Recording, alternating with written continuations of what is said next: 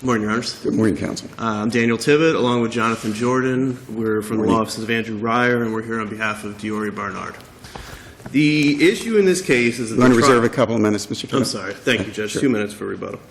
In this case, the trial court violated double jeopardy and Mr. Barnard's legitimate expectation of finality in his sentence when it rescinded credit time served that it had previously awarded.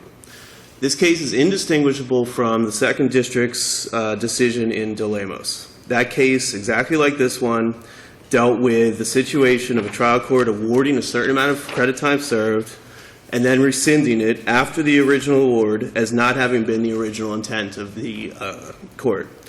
De Lemos cited to the Florida Supreme Court in Ashley, which held that a judge could not change a sentence. And in Ashley, it was changing a habitual offender enhancement to a habitual violent offender enhancement after original imposition. And Ashley specifically said that once... Even when the basis of the original ruling was incorrect. Correct. And, you know, that's a direct quote from both Ashley, which is the Florida Supreme Court, and De Lemos, which is the Second District, is that even if it was an error, even if the original sentence was a mistake, double jeopardy, which attaches once you have an expectation of finality in your sentence, attaches once the sentence has been imposed. The direct quote from De Lemos, double jeopardy bars an increase in a sentence once it's imposed and a defendant begins serving it, at least in the absence of a proper appeal, even if the original sentence was illegal or otherwise erroneous and the correction conforms to applicable law or to the court's and the party's intentions of sentencing. Is the situation any different when the case has gone up previously, when there's been a plenary appeal, so that the original conviction and the originally imposed sentence is mandated? In other words, what's coming back, it seems to me, seems more ministerial because the conviction and sentence have been affirmed. Well, that was in 2009, right? You're right that this had been after a direct appeal and he'd been out on supersedious bond in the meantime, but that doesn't mean that the sentence was final. The sentence was not final until it was pronounced by the sentencing judge. So that occurred when the judge said, so okay, it's a resentencing, and you would say that is not final at all, is not bound by the original sentence. Well, I would say that, and the law supports me in that. I mean, the new judge could legally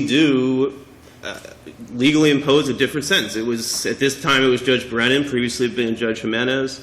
Perhaps Judge Brennan would reread the, transcripts of the trial that was was the subject of the initial direct appeal, and say, I don't think this defendant deserves the maximum penalty. I'm not going to impose that. The state would not, as long as it was a legal sentence, the state would not have any recourse in that situation.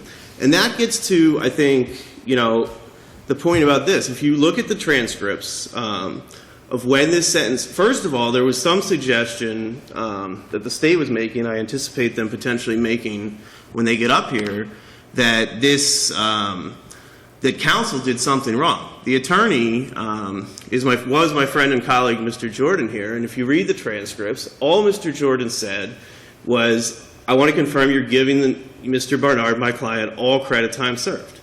The clerk then said, that the docket reflected that that would include time spent on house arrest, which is later what turned out to be erroneous. And we agree, that was erroneous. However, that was the clerk saying that. It was not us saying that. It was not Mr. Barnard himself misrepresenting anything to the court, such as a case that they cited in their supplemental authority about, when a defendant basically said that he was somebody completely different than who he was, somebody who, of course, had less priors and would have been eligible for, whose guideline sentence would have been less. That was the sort of misrepresentation that meant that he didn't have a legitimate expectation of finality in a sentence. Mr. Barnard and Mr. Jordan, as his attorney, did nothing of that sort.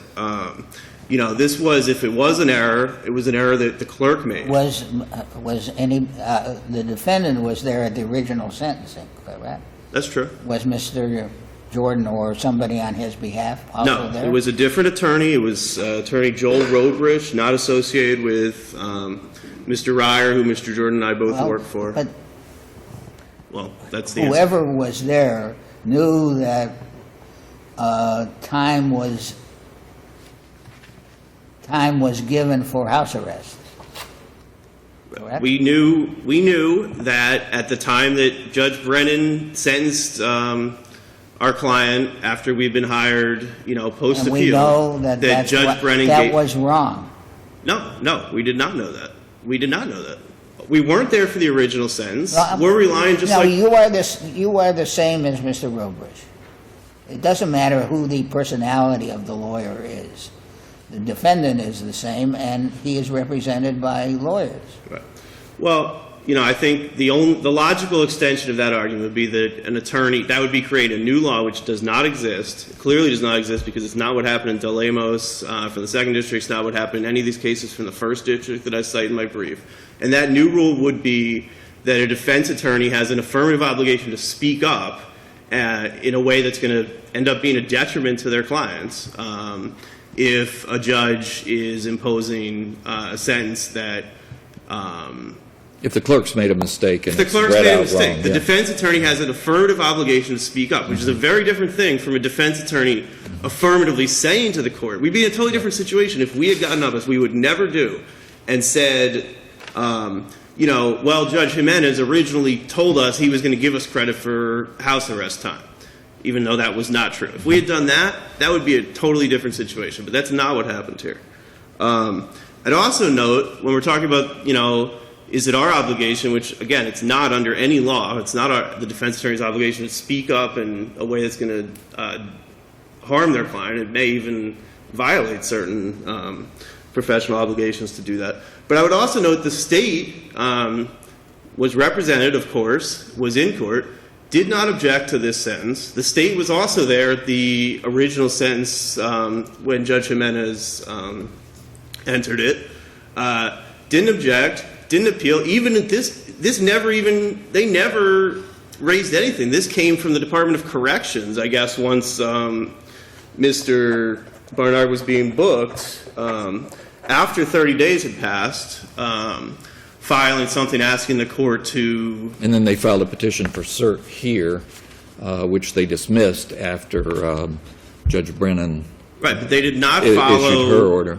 the procedure that the courts have said that is supposed to be filed, which is the state filing a motion. If the state believes it's an illegal sentence, which we don't concede that it is an illegal sentence, but if the state believes it's an illegal sentence, they have a remedy under 3800A to, to raise that within, I believe it's 30 days, to raise, it is 30 days, to raise that. It did not happen in this case.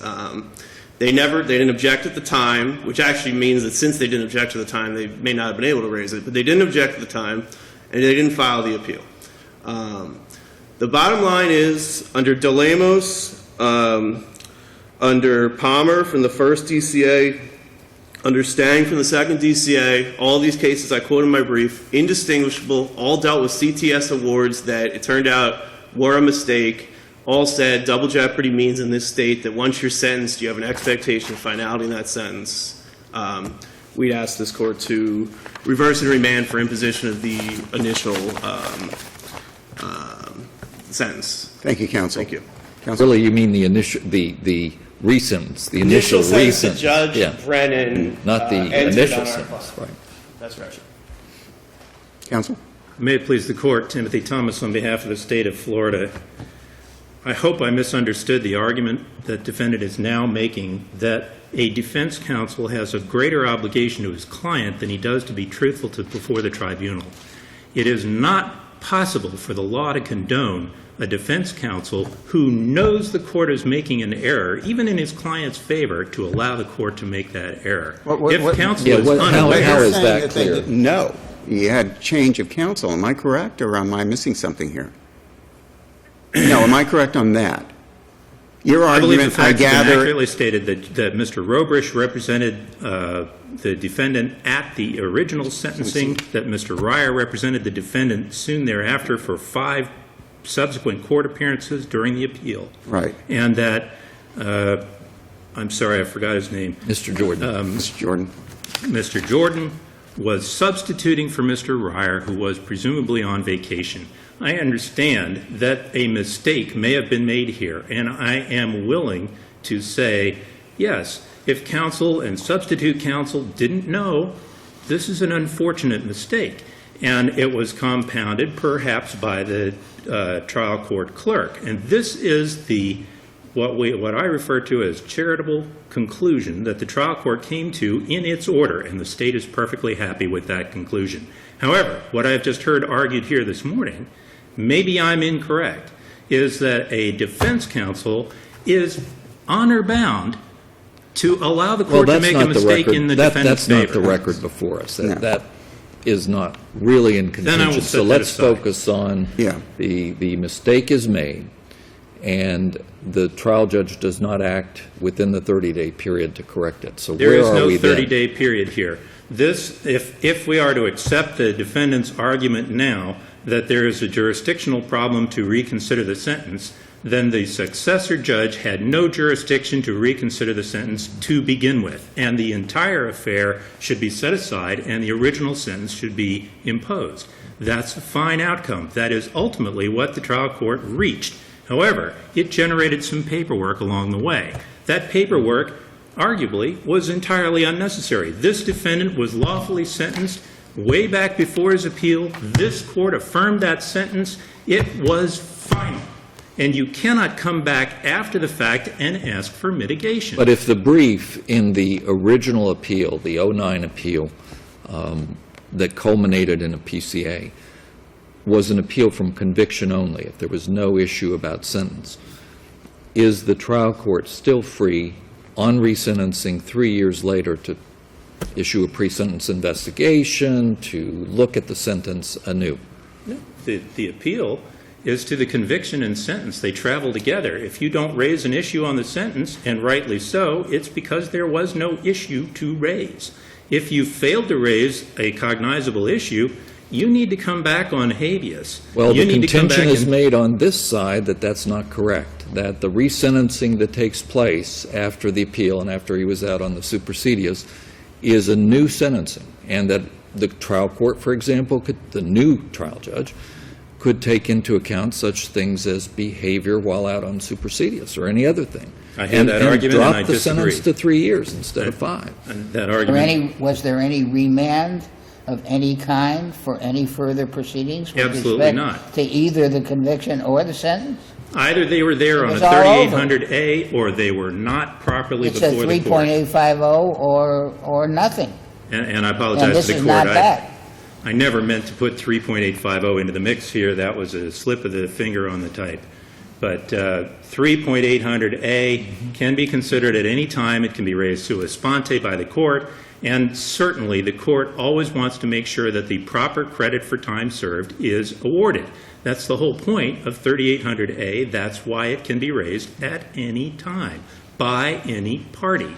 And that's exactly why there's no expectation of finality in an unlawful or improper credit sentence, because 3800A is an existing procedure. It sits there on the books. Every defendant knows that credit for time served can be reexamined if it was improperly awarded. And they count on that. They love the idea that they can come back into court.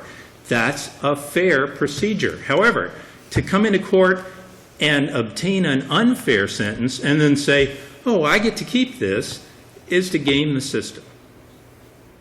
Your Honor called it a gotcha last week, and I'm here again on exactly the same kind of procedure. It's eerie how these two cases look the same. A defendant believes that somehow the double jeopardy clause, which shouldn't even be before this court because it was raised for the first time in a reply brief, is a get-out-of-jail-free card. And it is not.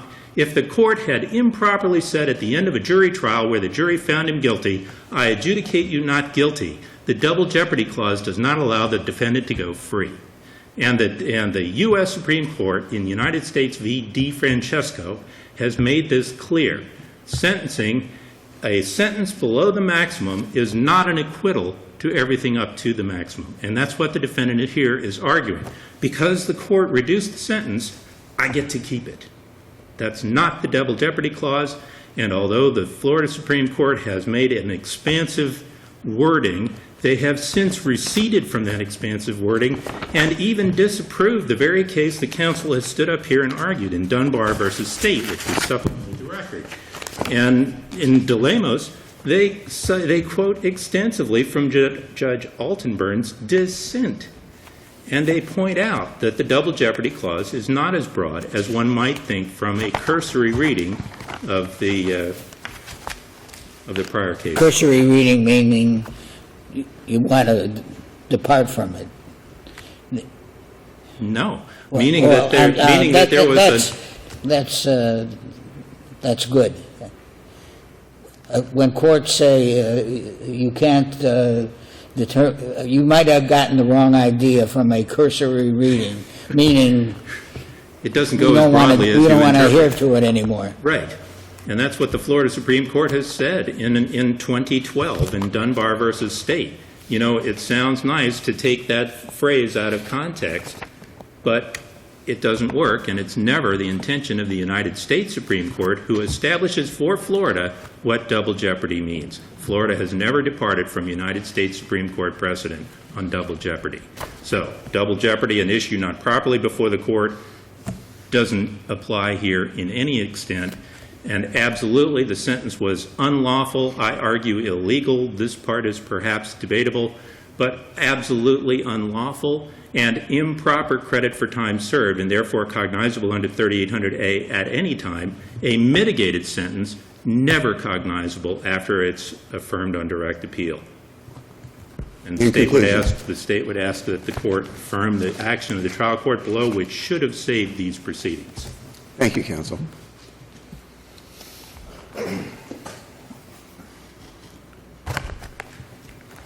The state's wrong about what Dunbar did to DeLemos, first of all, because DeLemos is exactly this issue. In Dunbar, what happened was the court did not impose a mandatory firearm minimum mandatory. The statute, the legislature said, has to be imposed in every case.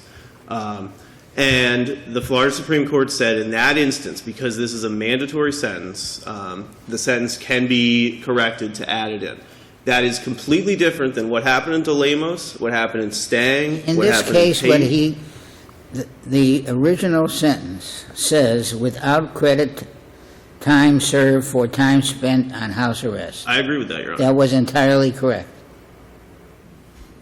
Correct, as a matter It of was- law, that was- as a matter you are of fact, correct that as a matter of fact, the only thing that was favorable on this issue to the defendant was a post-appeal order in which the original entirely correct, factually and legally issue was departed from wrongly. And our client, And you are claiming a double jeopardy violation because that wrong and jurisdictionless order was set aside the original correct judgment which was affirmed by this court. okay. It is a double jeopardy violation because this court I just said what you are saying, isn't Well, that? No, not exactly, because one of the things that I think your question is predicated on is this idea that the court didn't have any jurisdiction to reduce the sentence after the appeal. That the court was, Judge Brennan, the second judge. On what was- basis was the original affirmed sentence? It was remanded only to take him into custody for service because he was out on a supersedious, right? Yeah, yes. The only but- thing before the successor trial judge, Judge Brennan, I assume, Yes. was show up, take him into custody, Mr. Sheriff. That's right? what she could do, but she could have reduced the sentence. It's not true that she didn't have jurisdiction to reduce the sentence if she wanted to. Well, Defense- on what basis did she have jurisdiction? Now tell me. that a trial judge can always mitigate a sentence. But no motion had been filed, no suggestion to modify the originally appealed sentence, right? Okay.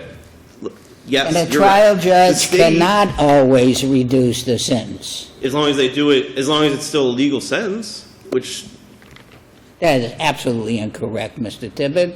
You have 90 days or whatever it is now, And you can do it after 90 days, so long as it's served before the 90 days, but that's it.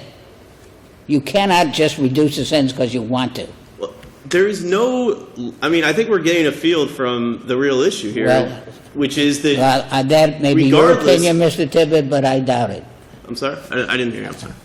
I don't think we're getting afield from the real issue. Okay. I disagree with you respectfully. Okay, fair enough. The bottom line is Diori Barnard stood in the courtroom. He was told, this is the sentence you're going to get. And then afterwards, that sentence was increased. And In conclusion, Well, in Mr. Tibbet. conclusion, this case is indistinguishable from the First and Second District Court of Appeals decisions that I've cited in my in the reply brief, and we'd ask this court to reverse and remand Judge Brennan's decision. In the alternative, if this court doesn't do that, we'd certainly ask that you certify conflict with those First and Second District Court of Appeals decisions. Thank you. Thank you all very much. We're going to